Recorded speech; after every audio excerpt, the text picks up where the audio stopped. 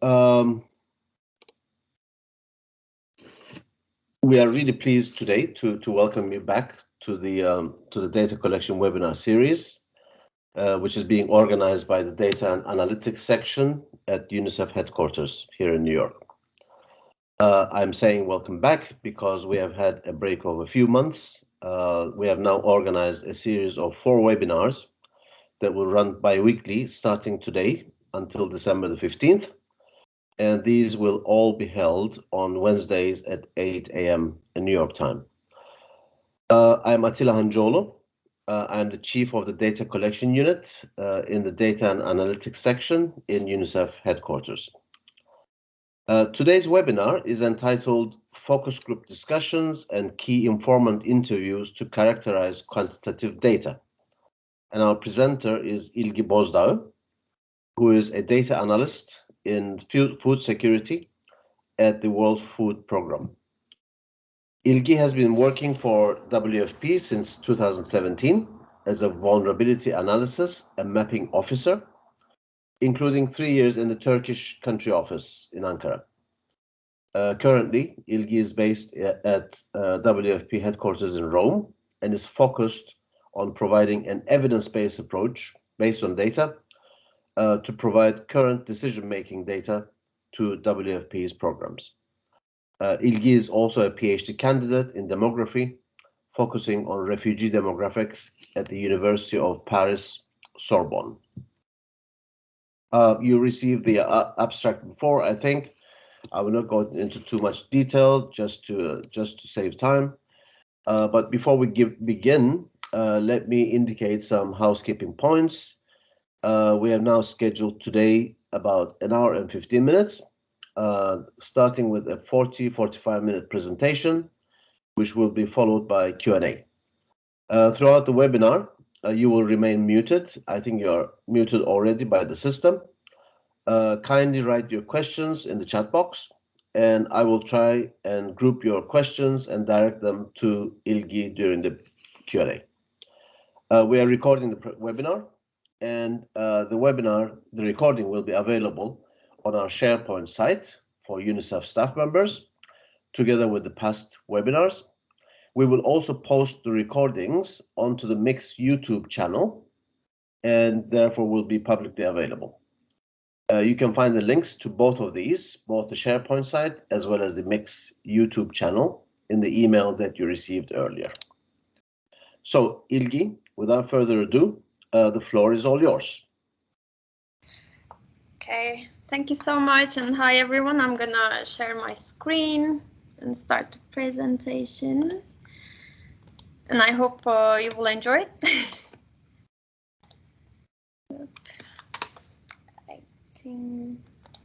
I think you see my screen, right? Yes, we do. Yes. Okay, perfect. So, as Attila mentioned, I will talk about the qualitative data collection, but focusing on focus group discussions and key informant interviews. And there will be many different points that I will be touching upon, but not so much in detail because time is limited. But after that, I'm happy to share some other resources. But in short, I will just talk about what is qualitative research, types of it, how to do sampling, how to prepare questions, do's and don'ts, how to do note-taking, and how, in the end, to triangulate the qualitative data and make use both qualitative and quantitative data, and how to triangulate. So start, what is qualitative research? So qualitative research aims to explore and understand aspects of social phenomena as experienced by individuals themselves, in a very short definition, in their natural context. So basically, qualitative research is characterized by specific methods for data collection and analysis, which tend to rely on non-numerical data that we're going to make differentiation between quantitative. But in qualitative data, we focus on words, images, observations, videos, maps, and audio. So basically everything that we can observe, listen, that are non-numerical. And there are 3 core characteristics of qualitative research. that it explores topics through a local lens, so we can hear the stories directly from the local's point of view. It's very flexible, a research method, and the researcher holds the central role in both data collection and the analysis. So if we look in detail the differences between qualitative and quantitative research, as we are familiar with that, quantitative research is collected mostly through surveys, and they mostly include closed questions. Whereas in qualitative research, it is collected through participant observation, which can be focus group discussion, interviews, and in academia, some ethnographs and sociologists, they can also use other methods like observation, staying in one remote village to understand the culture and habits, to collect the qualitative information. And the sampling is completely different, especially considering the focus group discussions and informant interviews. So the sampling for qualitative research is non-randomized and often purposive. So here we target mostly one population that we want to survey, and we try to find those people. Whereas in quantitative research, in most cases, it is randomized and representative of the population that we are talking about, in most cases. And also in qualitative research, the sampling size tends to be small. It can be 10 to 30 people, depending on the method that we are using. However, in quantitative research, as we collect the data through surveys, they are often larger. It can be 100 or even more than 1,000 people are being surveyed. And in qualitative research, data analysis aims to describe themes in the data and interpret the deeper meanings of the phenomena. So we really try to understand roots and causes and like much more than numbers. Whereas in data analysis, we are trying to observe the trends and make inferences using statistical analysis. And the qualitative research reporting format tends to be descriptive, and probably you've seen before, but we have codes, we have some photos to understand what was collected. Whereas in quantitative research, it's more focused on the charts and numbers and tables. So here we will focus on two types of qualitative research, but so the one is a community group discussion. I will also talk about this very shortly. So community group discussion is a more general way of doing focus group discussions. So the group consists of men and women and with mixed backgrounds. So when we go to community, we just try to understand the overall view on some subject based on our research question, and we ask questions to the community overall. And the number of participants likely not to be restricted and gathered spontaneously. It can be that we just call for people to ask some questions about some subject, and many people who are interested may come and express their opinion. And it's an excellent opportunity for uncovering information to be probed later during key informant interviews or focus group discussions. That means here we get the overall idea, and then we can go more into details if we want to use purposive sampling on focus group discussions or key informant interviews. And how to do that? So we ensure to select a cross-section of the community. That means it's more or less representative of all people from the community. And we aim for a breadth rather than depth of information. So here we don't really try to go into deep, but we really try to understand the overall context. And that also require ability to manage a passively chaotic atmosphere, as we will have so many people from different backgrounds within the same village. Everyone will want to speak out and say their opinion about different subjects. So that requires ability to manage to keep the discussion on the question that we want to ask for. Also make sure that everyone has a chance to speak out about their opinions. And the focus group discussions, normally the groups can consist of 6 to 8 people, but it can be up to also 10 to 11 interviews. It really depends on the context. But normally in focus group discussion, the main point is we interview people with common characteristics. For example, if we want to find out the reproductive health of Syrian refugees in Turkey, we make sure that our overall refugee population, we try to have a group of young women, all Syrian from a similar background, to find about their approach towards reproductive health instead of taking a refugee woman from different nationalities. So we are really precise about our purposes sampling in most cases. And it also provides detailed information about a specific topic. So in this case, we know that what we want to talk about, we already have a semi-structured questionnaire and we ask the questions about that. And also focus group discussions are very useful, that it allows for unexpected and sensitive issues to be discussed, as number of people will be not so many plus with common characteristic. In most cases, they will feel more comfortable and they can more open about subjects, even if they are very sensitive. And it's also useful when the time is limited. That means when we don't have time to individual all interviews one by one in 1 or 2 hours interviews. We can just gather the same group of people and take the opinion from all these type of groups.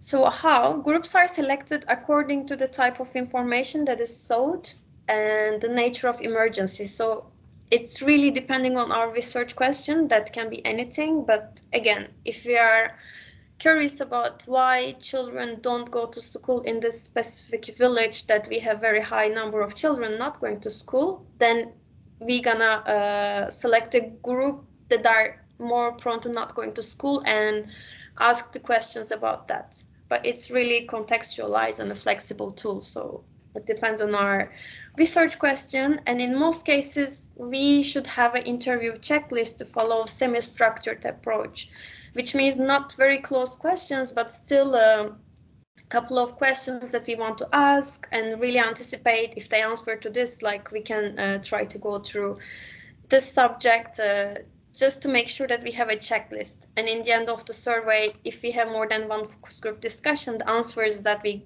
get are comparable between different focus groups. And also it's important that interviewer to avoid influential informants from dominating the discussion. That happens in most cases, that in focus group discussions, there are always 1 or 2 people. They really want to speak and express their opinion more than the others. And that's why it should be avoided that that would influence other informants, because there's also another phenomenon that if some influential informant can say, okay, I don't agree with this, then other participants might be afraid to say that they're not agree. So it should be avoided. And also in some contexts, it might require that a woman needs to be interviewed separately to be able to have their opinion, and they can be much more open about their thoughts. But it's again, it's very context specific, but all this kind of things needs to be considered. And the last point is the qualitative research method that we will talk about is key informant interviews. It's also very important. So key informants, they have specialist knowledge about some aspect of the area, the population, the emergency. So it depends on our research question, but these people are mostly people who know what's going on around the area. They can be health workers, teachers, traders, and they are the ones that have the special knowledge. And it used to gather info from a wide range of informants. So how to do that is there are no set of rules selecting key informants or the number to be interviewed, but ideally as many key informants as time allows. And a diverse range of key informants should be selected to allow for issues to be studied in depth. And that can be conducted individually or in groups. Again, it depends on how much time do we have to do this type of interviews. And given undue weight to the opinions of very articulate and accessible key informants should be avoided. So there will always be some health workers or teachers, they have more weighted opinion about it. But we should try to have, if it's teacher, all type of teachers around the area, rather than giving undue weight to the opinion to very one part of the key informants. And just like focus group discussions and community discussions, interview checklist, that would be semi-structured or structured approach to already have the questions that we want to ask for to have an easier interview. So the sampling, this is obviously much more different than any quantitative method sampling, but there still needs to be sampling, and that must be based on the research question.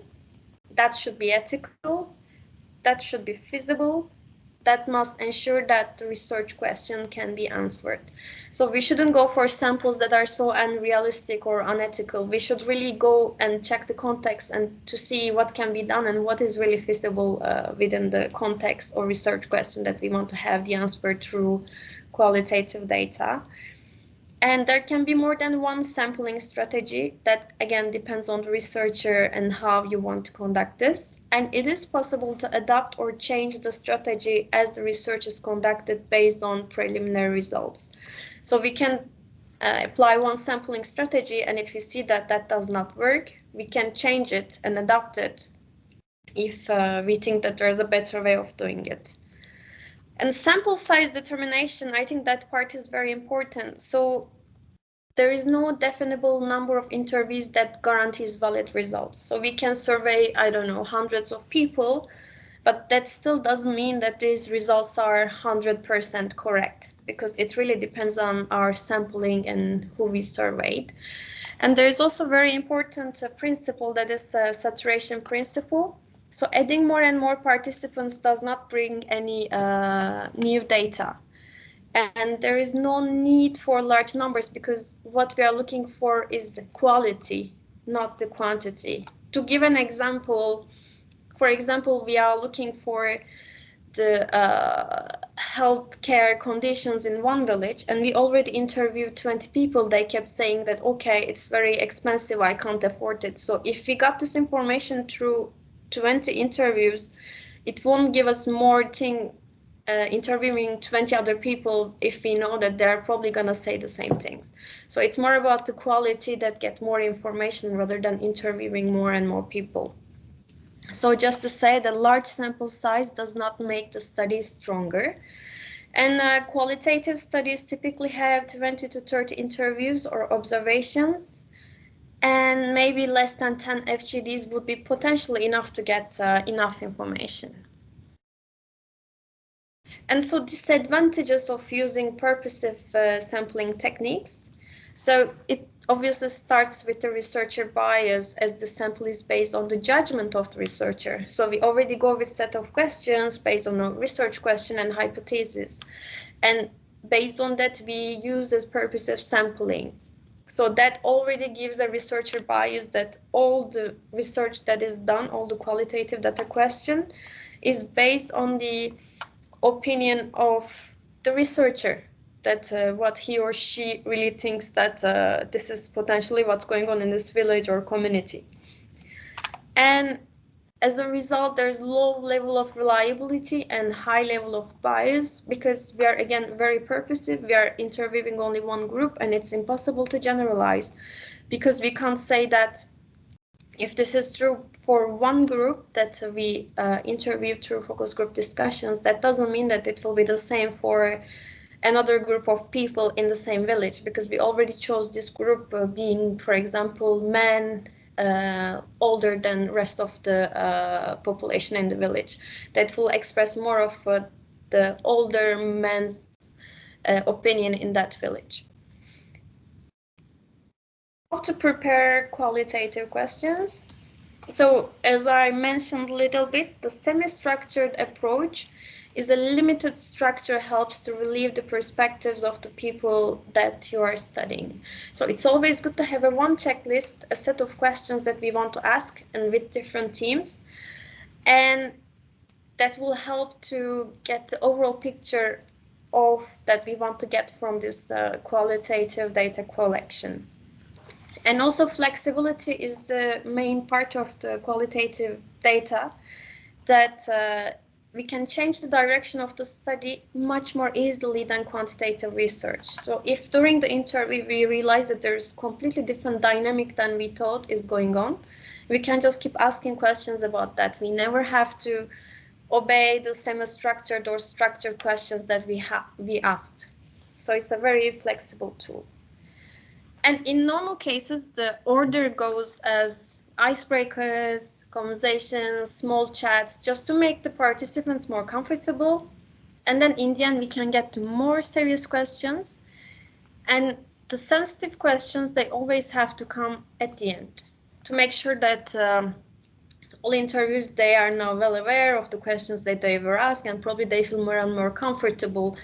Because if the sensitive questions are asked in the middle, they might feel very uncomfortable about that, and that might end the focus group discussion or key informant interview in the middle of the research. So the steps for developing question guides is very simple. Just write down research questions of the study, what we want to study. So that can be why this female-headed households in this community are more food insecure. And then we can develop questions for each team. We can just check by gender, by age groups. We can try to have different theories around that if the markets work. And then we can use different type of questions, and we should develop probes for key questions. And we should also make sure to have opening and ending question to make sure that there is a well-structured within the well-structured, and there's a logical flow of the questions.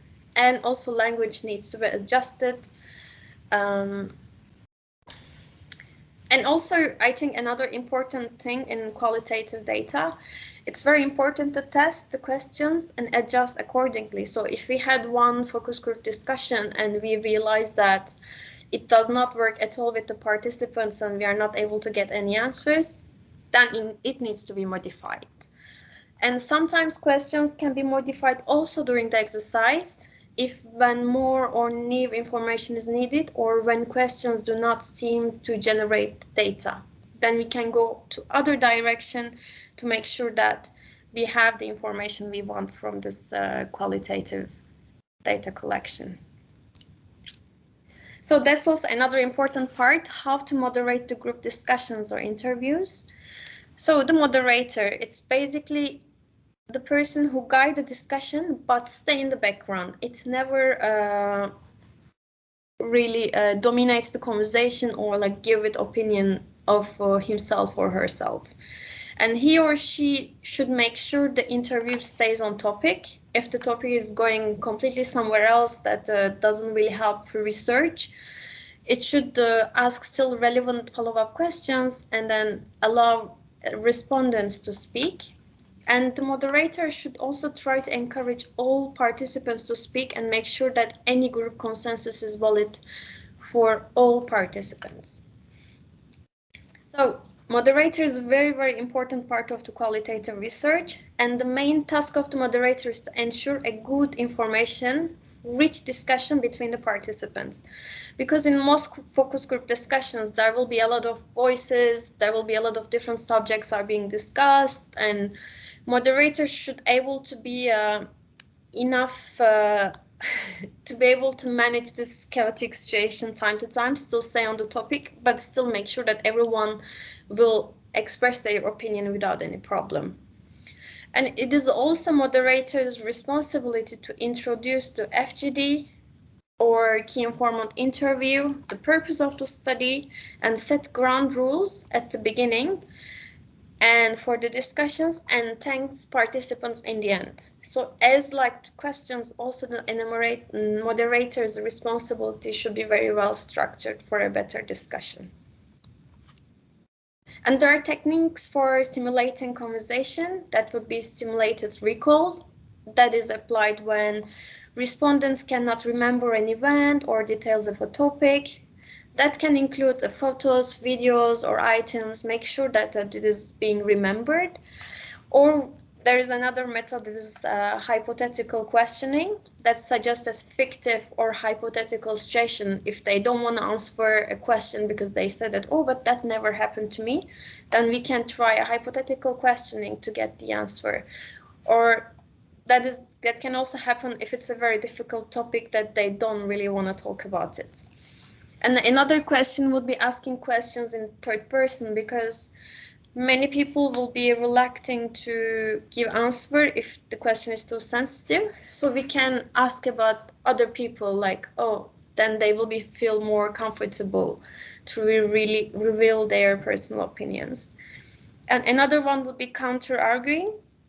That can be used to simulate discussion or challenge a viewpoint or statement. And rephrasing, this is already moderators, I think, main responsibility. It's the act of reformulating a question to make sure the respondent understands it. That's why we always have the checklist to make sure that it will go from there, but then moderator is going to use all these methods to make sure that questions are well understood and the information needed is collected. Then handling the unexpected, because in most focus group discussions, there will be some events that are not expected. And it's very hard to predict because there will be maybe 10 people or less. They're talking about maybe some very sensitive subject. So there will be conflicts between participants, or overly sensitive information is going to come up that must be dealt with appropriately. And that happened to me in several focus group discussions, that participants, they start to cry, or it's just very unpredictable. And there's also going to be logistical or technical problems, that the sudden change of location, difficulties in accessing, and as many things are possible while collecting qualitative data as in the quantitative data. All these things need to be anticipated, and potential risks and challenges need to be discussed, so then researcher team will know how to mitigate them. And how to control discussion for a moderator. The pauses, it's very important because that will allow participants to think, and that will also allow comments from additional participants. And it should be minimum 5 seconds, because if the conversation is too fast, people will just say more closed answers, just say yes or no, but people need more time to think about it and hear other opinions. That will give a much richer conversation.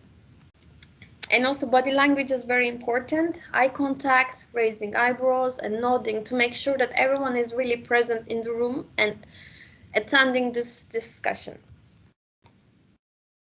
And do's and don'ts. So the thing that should definitely be done is to be open and create a relaxed and constructive atmosphere. Because if people don't feel comfortable, they won't be talking about their private life or anything. It's very important to, at the beginning, have this icebreaker conversation to make sure that people are ready to express themselves. I think also it should be important to be able to manage the relation between the participants, that they also feel comfortable between them.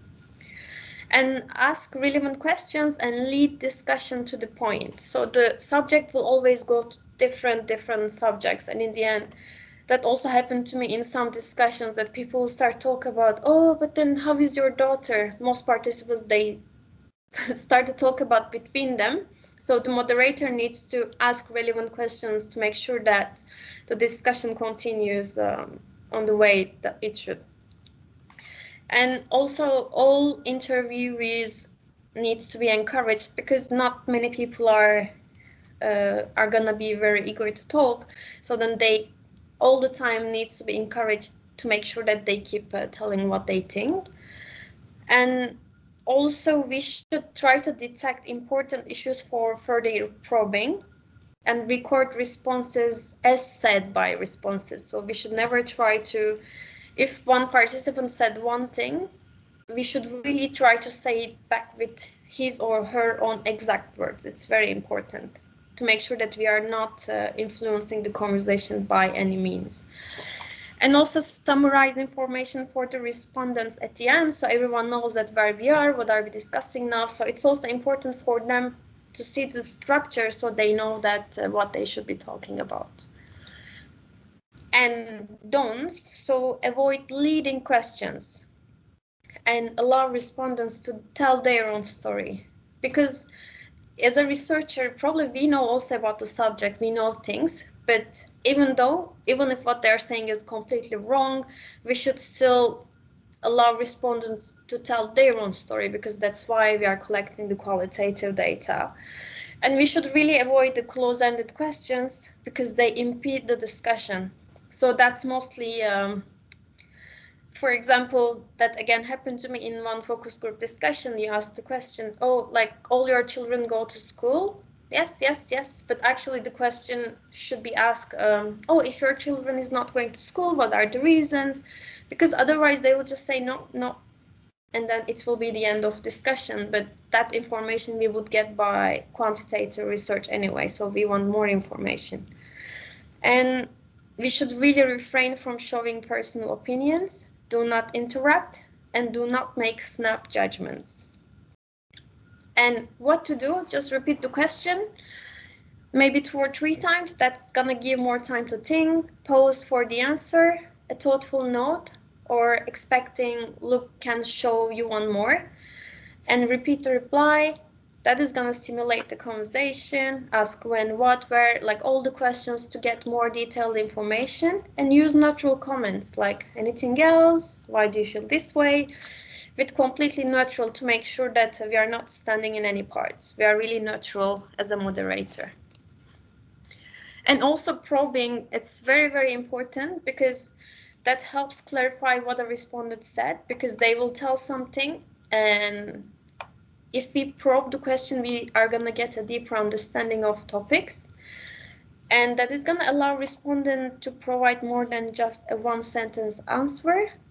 And probing is not leading the answer. So example of prose, can you please tell me more about that? Could you explain what do you mean by? Do you have any other example? So it's just really trying to understand the subject more in detail. So now, as we are collecting, the moderator is doing the role that he or she needs to be doing, and there's also note-taking. So why do we take notes? The main purpose of note-taking is to transform spoken, written, or visual information into a form of that can be read by others and used for analysis and future references. So qualitative interviews, focus groups, and observations are not only as good as the notes that they produce. So we really should make sure that the notes we take are as good as the discussion, so then we can really make use of it. So the note taker. So in most focus group discussions or key informant interviews, there should be one person who is moderating the discussion, and there should be another person who is taking the notes. And if we need to identify a note taker, that should be preferably the same person throughout the data collection process, as it would require consistency to make sure that in the end the data that we're going to collect from different focus groups or key informants are going to be with the same consistency so that we can compare them. And we should choose a note taker who is good at writing quickly and clearly. That's a very simple thing to talent to have, but it's very important to make sure that the person is a good writer, very quick, and a good listener, and has excellent observational skills so that we can even get more information through the atmosphere in the room. Because qualitative data is not only the discussion, but it's going to be everything in the room. And we should also make sure that the note taker is trained, understand the research objectives and methods, and is fluent in recording language and computer use. There are 2 types of qualitative notes. One is verbatim transcripts. That means the whole conversation is noted, and that includes every word, interjection, pause expressed by participants and researchers. Obviously, someone has some sickness and coughing all the time, we are not going to note that, but that's really should be giving the atmosphere in the room. And they are mainly used in peer-reviewed research and highly time-consuming to produce. And there are narrative notes. They are less time-consuming to prepare than verbatim transcripts. And these notes cover the main issues of importance, and that can be either short or long. And this is the most common form that we are using in WFP. And the speed, it's just very small but important information, but abbreviations are very important during the note taking. And so the average writing speed of a note taker is 0.3 to 0.4 words, whereas a person speaking at a rate of 2 to 3 words a second. So we should make sure that these notes are took in a way that is very understandable, but giving the main point.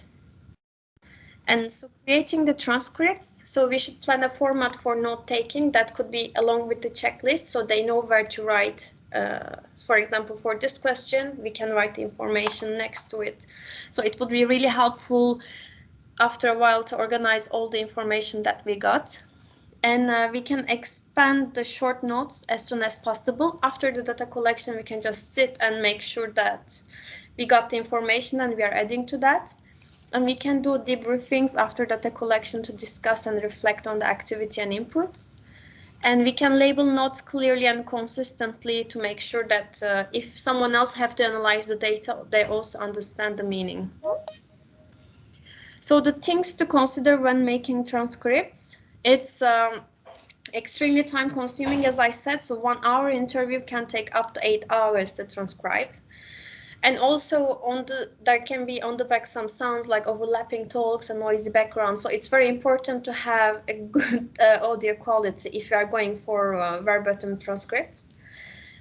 And it is important to set rules for transcribing and share them. If we want to do this big work, it needs to be really well structured. And the quality of transcriptions can be monitored by checking the transcripts against the audio recording. So the very simple tips is just if there sounds like they should be also included in the transcript, the grammar should not be corrected because we want to get the full atmosphere in the room. And if there are interruptions, they should also be noted to make sure that we understand if there are some problems with the data or that part of the conversation, then we know why. And we should identify interviewers' questions so we know the structure of the conversation. And we should record also nonverbal or emotional elements like, oh, the person started to laugh after saying that. And make a note of the time that interesting points occur in the recording. So there are software tools to be able to do that, which are very good. But I think the problem is software cannot think. So you still have to analyze the data, but they can be very helpful for data storage, systematic recording, creating memos. So that will be helpful, but that won't be doing the whole job. But that would be a good assistant in a way to help with the analysis. And advantages of using software is it is flexible. It is really depend on you how you want to use it.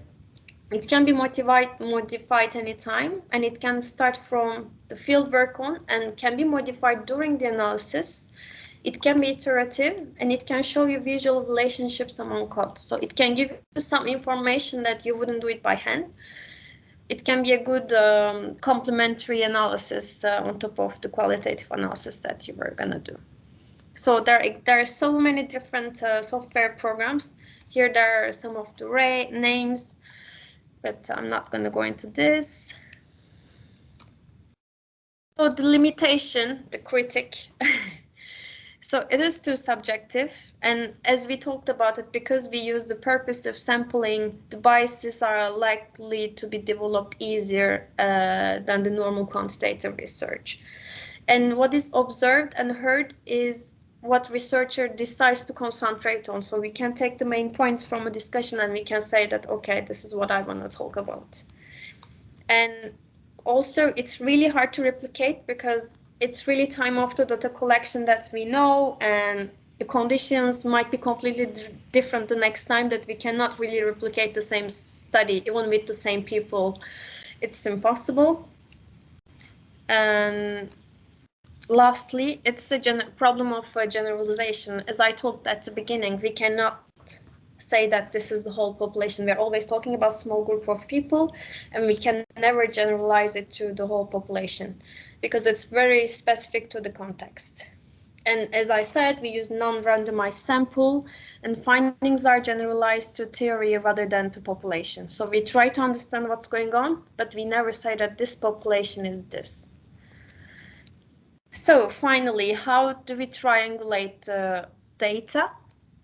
So we have our quantitative information, we have our surveys, assessments, and we have the qualitative data.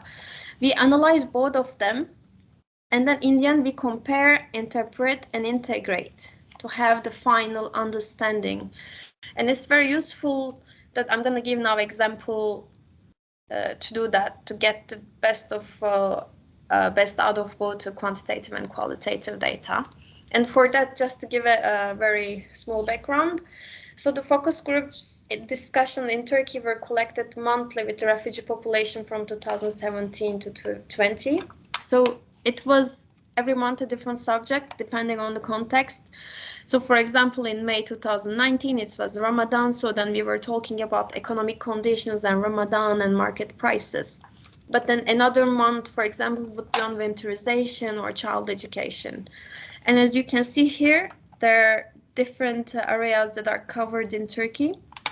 And we have the number of people. So there were overall 15 focus group discussions were collected, and overall there was 132 participants. And then we were checking the overall information from these different groups, just to help with together with the quantitative data. And here is the assessment survey from Turkey, for example, CVME round 2. And from that quantitative survey, we know that 29% of female-headed households and 12% of male-headed households cannot read or write. So that's the quantitative information we have.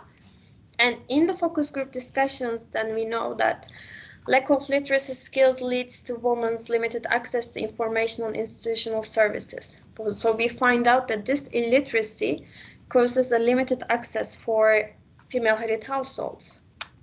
And that's leaving them mainly with family and other social networks as their primary source of information. And then we also find out that children have better language skills, which they often depend on their daily needs and social interactions. And then after that, we take this both information and we say, okay, then maybe sensitization activities and language training for refugees should especially support female-headed households. So this is how we make use of this both information to make sure that this is addressed in the right way.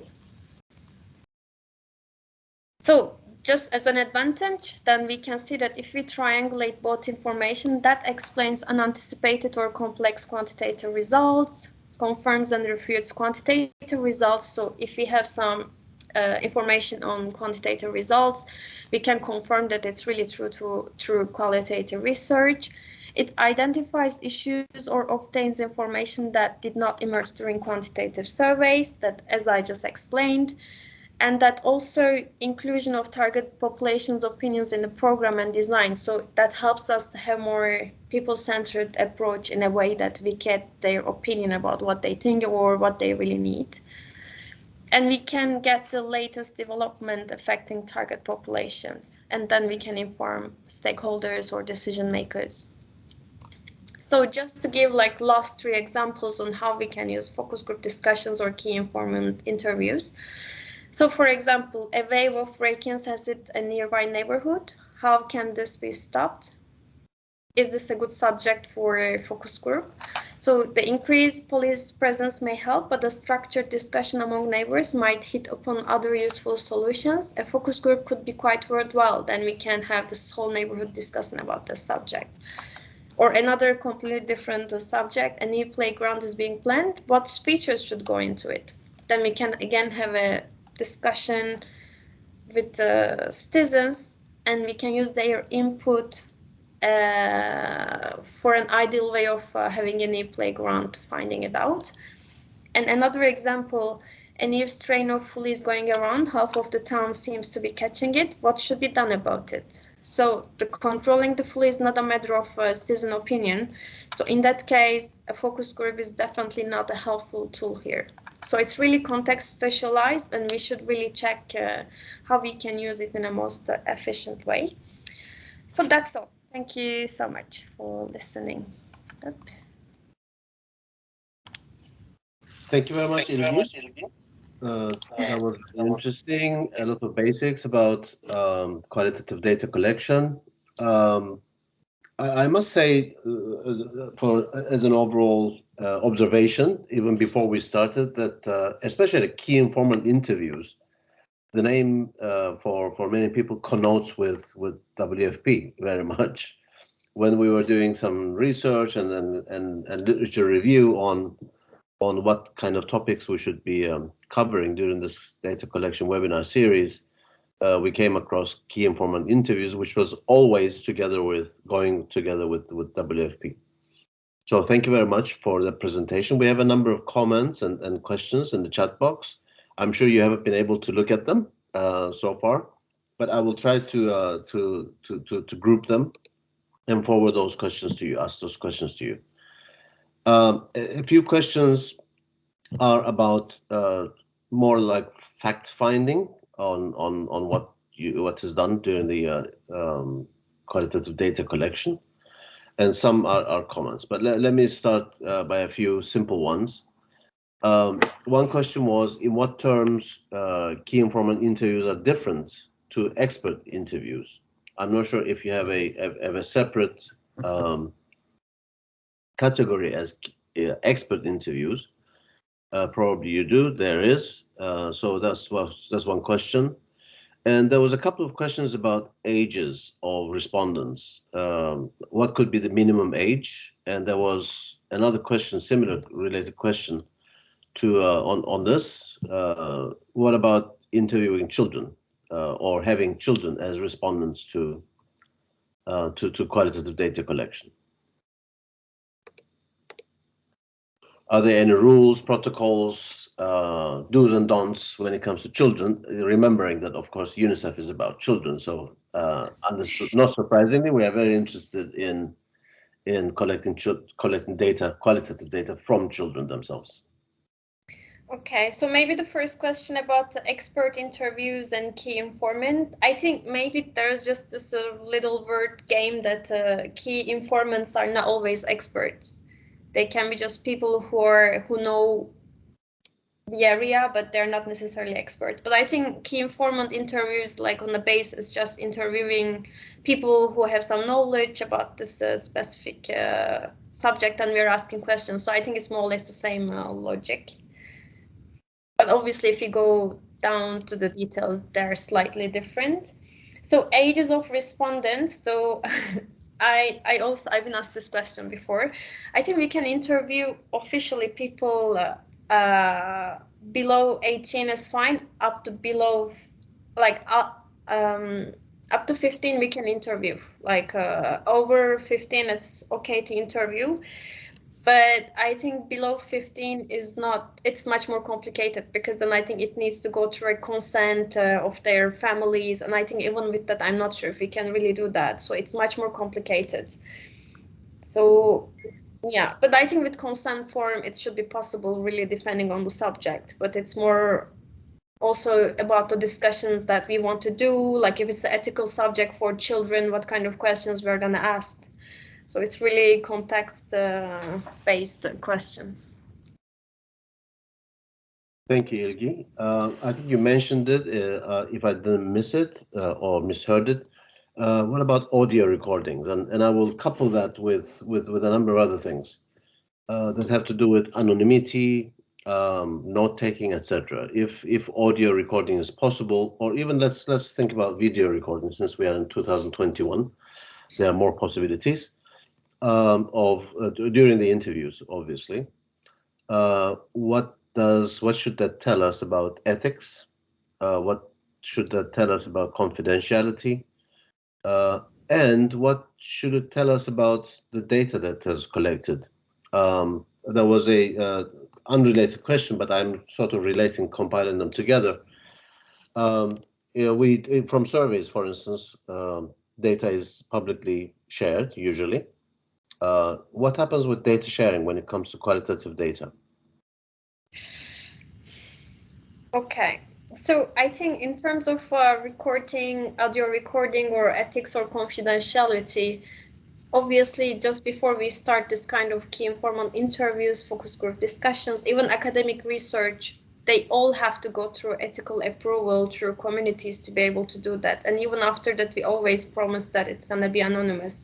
So I think this is very long procedure for many organizations or many people, but that needs to be done. And I think if it's done in a correct way, most of the time there's no problem to taking a video if you are not going to use it in a bad way. And for me, sharing qualitative data goes the same way. It can be definitely, I think any data can be shared, but it really depends how it's shared. If it also goes through, again, a proper ethical approval, the committees, and we ask the right questions and we anonymize in a right way, I think that can be definitely shared. But it's just, I think there are still many issues around the data privacy that I think still it's not perfect. And that's the main issue. Okay.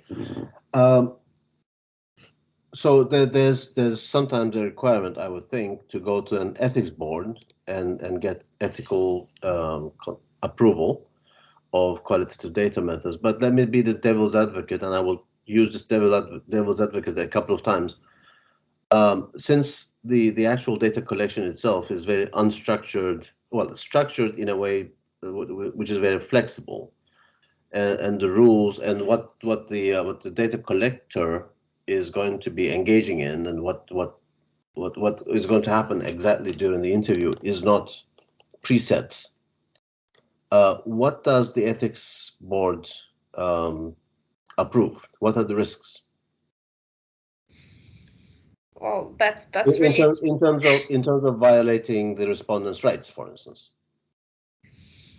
Yeah, but I think it's again comes back to then ethic of the researcher. Like then the researcher knows his or her own ethics that wouldn't share any information out of what's been said out of the box. So if they're like really sensitive information that was not asked for, I think they shouldn't be sharing it, and they should like anonymize that part as well. But I think it should be probably, that's why with this ethics approval, you're completely right. It should be very structured and very much detailed, and it takes much longer time, but it needs to be done. So we should take all the risks, try to mitigate that kind of occasions. Okay, thank you, Ilgi.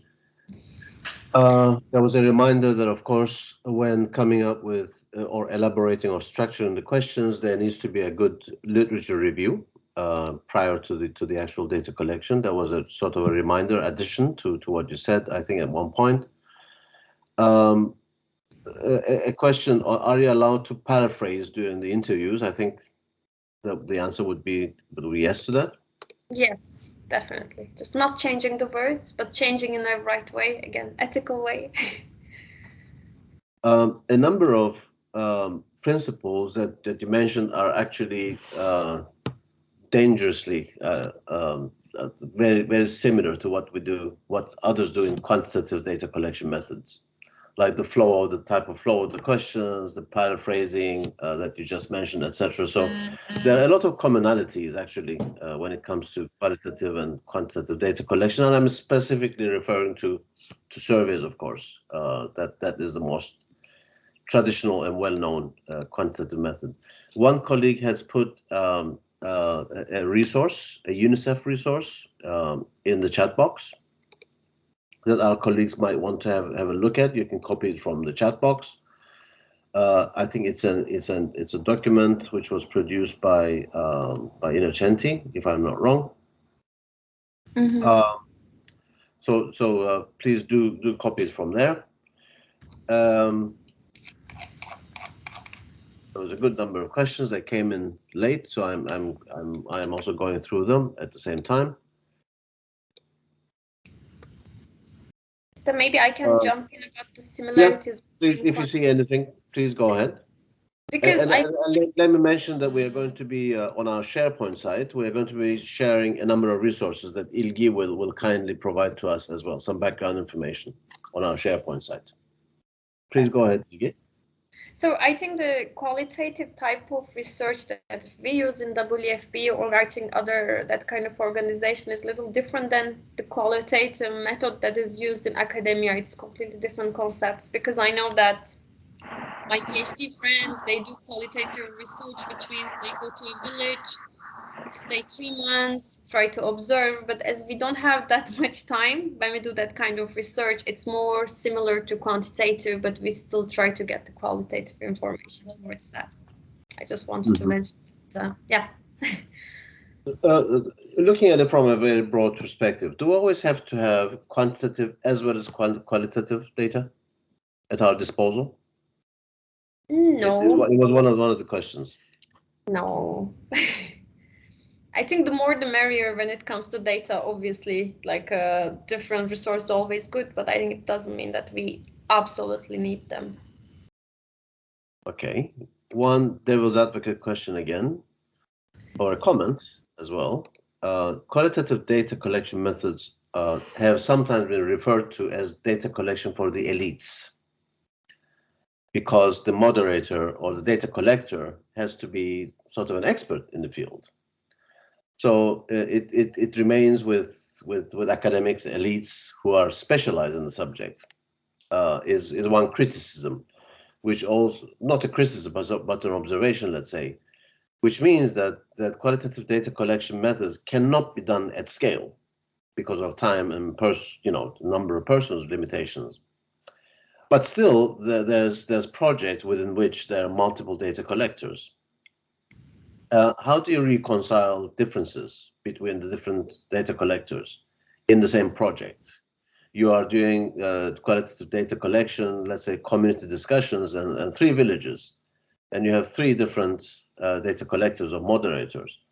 How do we ensure that in the end we can actually reconcile all the data together and put them all together for the single analysis for which the project is designed for?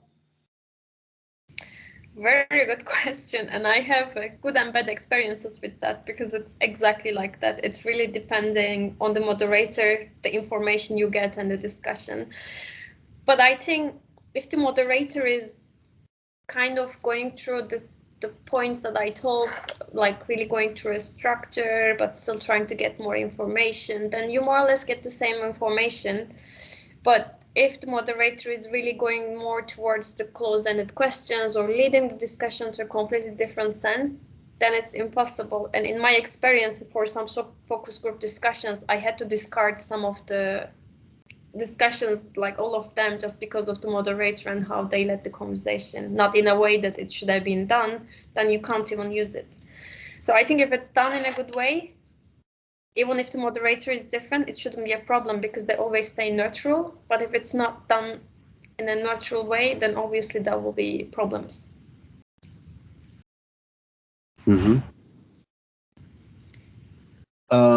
Thanks, Christine, by the way, for clarifying the nature of the UNICEF resource. Christian had put the link to a resource which was led by DAPM, our division, Data Analysis, Planning and Monitoring, and co-created with the HQ ADAP section. And please reach out to Pernille and others in DAPM to clarify questions on the resource if needed. Christine is mentioning in the chat box. So thank you very much for the clarification. Of course we have a number of possibilities now which didn't exist before. Now that we are using recording gadgets, we can use recording gadgets, for instance. Do we still have to have a note taker or a person who can handle the focus group discussion? Is one question. I think definitely yes, because I think depends why we are doing the focus group discussion or key informant interview. But I think I should mention somewhere, but for 1 hour discussion, it takes 8 hours to write it down and probably another 20-30 minutes to read it down, and then the person who is doing the analysis then needs to summarize it. But if you have a good note taker, you will have the summary without having to spend all these hours on doing this process. But this is obviously for, like, if you have enough time, it's better to have a transcript. But if not, I think note taker is really crucial to just get the good points of the discussion without having to spend at least a day for each discussion. Okay, thank you. What else? I'm looking at the chat box now to get questions from there. And Christine was saying earlier, by the way, that the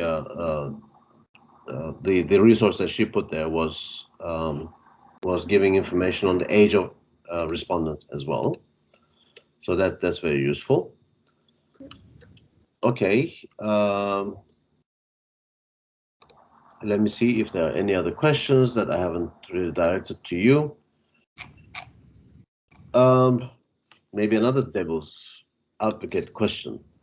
The good old principle, which is used in mostly in other types of sciences like, physics and chemistry and those.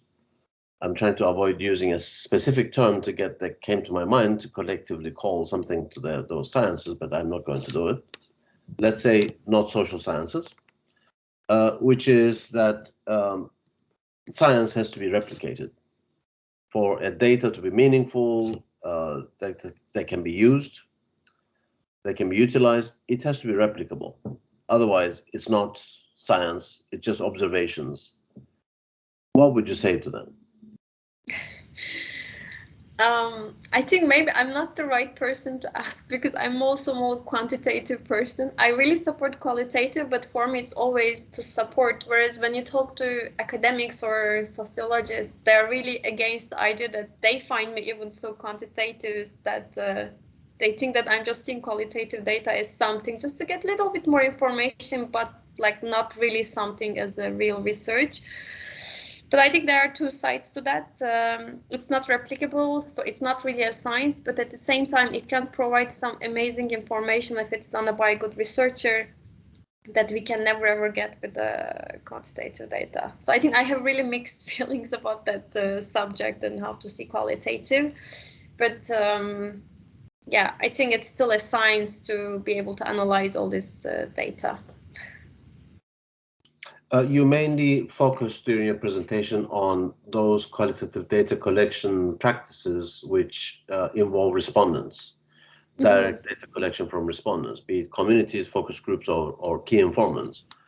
But in this big category that we call qualitative data collection, there are others which are not based on collecting data directly from respondents, like content analysis, for instance. Can you say a few words about those as well before we finish off? Yes. Has WFP using those, or have you had experience with those kinds of qualitative data analysis and collection? Okay, so personally, I tried like in several occasions, just like using observation to be able to understand, or like just taking the photos, because it can also be used as a type of analysis. It's also sort of information. So I don't really have experience with that. And I think for WFP, it's in a way that's so time consuming, and when we need information, we need it right away. That's why in most cases we don't even use the transcript, but we always have note takers to be able to do the analysis faster, because if it's emergency or some people needs to be assisted, we can't take a long time. But I think in academia, it's the main part of the information that is used is based on exactly what you said. Like it takes, 5 years to do a PhD just by observing and staying in one village for 2 years to be able to collect data. But I think it's just not how WFP as a humanitarian can do it, because it's very time consuming, and in emergent context, it just doesn't work. Mm-hmm. Okay, thank you. I'm just reading one of the comments. When writing focus group discussion quotes in the report, can we structure the sentences in terms of language, or it has to be the same way it was said by participants? This refers to the report itself. What do we do in the report? Do we just copy what has been said during the interviews? Do we paraphrase them? Do we change them? We don't change them. Normally, it's just even the grammar is completely wrong, or they're like it should be as exactly they said. Yeah. So no interference in what has happened during the focus group discussion itself. Let's say that we want to measure changes in a community over time. What are the suggested qualitative methods for doing this? Is it repeated focus group discussions or community discussions? Are there any methods prescribed for decision taking on how to tackle this, looking at changes over time? So I think as it's not replicable, I don't see any point like keep repeating focus group discussions, because then the sample is not representative, we can't generalize. So I don't see how it can be tackled, but I think maybe the best way would be try to find the same type of group of people to try to replicate to see if there's a trend, but it will never be as reliable as quantitative data in a way that we want to do. So I think we can tackle it, but there will still be problematic. Okay. Ilgi, do you sometimes come across results presented from qualitative data collections in percentages? Yes. Do you find that problematic? I do. I do, because it's not representative, and I think it can mislead in a way that can cause a lot of problems. Just to give an example, so we had the focus group discussions on the fertility preferences of Syrian refugees in Turkey, and we asked the number of children for each group. Then we kind of calculated, like a colleague calculated the fertility rates within this group, and saying that it should be around 5, and it's impossible. Then we said immediately it's not, because then it's completely misleading, because we are talking about 10 women, and then someone who doesn't really know what's really going on, the qualitative data collection and differences, can just take that information and publish it somewhere else. And so I think it's really problematic and it shouldn't be done. Okay, but for certain types of qualitative data collection, such as content analysis, for instance, those kinds of percentages and statistical estimates can be presented, of course. Yeah, but I think I would always like put a disclaimer that like this is not representative, but like this is an indication. Like, yeah, then I think yes, of course. Mm-hmm. Thank you very much, Ilgi. We are at the top of the 9:15 here in New York, so we have come to the end of this webinar. Thank you so much for presenting today. It has been very enjoyable for us. I'm thanking you. I'm thanking all the participants for being here today with us. I'll say a few words before we close. Just a reminder, that we have 3 more webinars in the series before the end of December. On the 17th of November, we are going to be presenting Mix 7, the preparations and new initiatives in Mix 7. On the 1st of December, we are going to be addressing administrative data for official statistics. And on the 15th of December, the topic will be gender data in remote data collection. And in your invitations, I think you have already received this list. So we are really looking forward to having you all on those webinars as well. So thank you very much, everyone, again, for your participation and for the good questions and comments. And we are looking forward to seeing you in 2 weeks at the same time, the same place. Take care and have a really nice rest of the day. Bye, everyone. Thank you very much, Ilgi. Thank you. Thank you so much. Bye.